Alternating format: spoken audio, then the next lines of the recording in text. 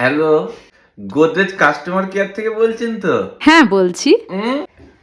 বলছিলাম ওই একটা ওয়াশিং মেশিন হবে আপনাদের কাছে? অবশ্যই হবে।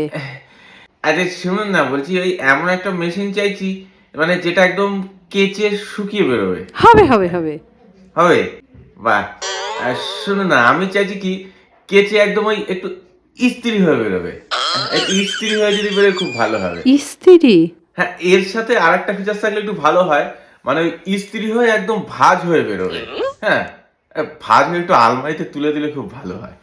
কেচে শুকিয়ে ইস্ত্রি করে ভাঁজ করে একটু আলমারিতে তুলে দেবে ব্যাস। এরকম একটা ওয়াশিং মেশিন হবে আপনাদের কাছে? আপনি একটা কাজ করুন, একটা নাম্বার দিচ্ছি ও, লিখে নিন, অন্য নাম্বার? সেখানে কল হ্যাঁ, করুন। বলুন, বলুন আমি নোট করছি। 9846। হ্যালো, একটু আগেই ওই যে ফোন করেছিলাম একটা ওয়াশিং মেশিনের জন্য। হ্যাঁ বলুন। বলছি যে আপনি যে নাম্বারটা দিলেন না ওটা একটু কিন্তু গন্ডগোল আছে।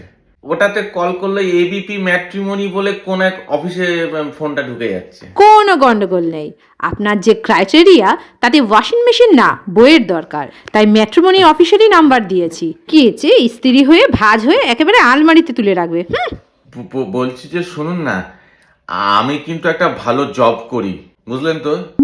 বলছি আপনার কি বিয়ে হয়ে গিয়েছে? না, এর থেকে বেশি জানতে আপনাকে একটা নাম্বার দিচ্ছি, কথা বলে নিন।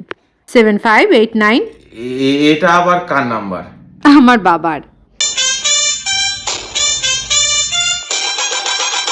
মা, তোমার ওয়াশিং মেশিন বুক হয়ে গিয়েছে।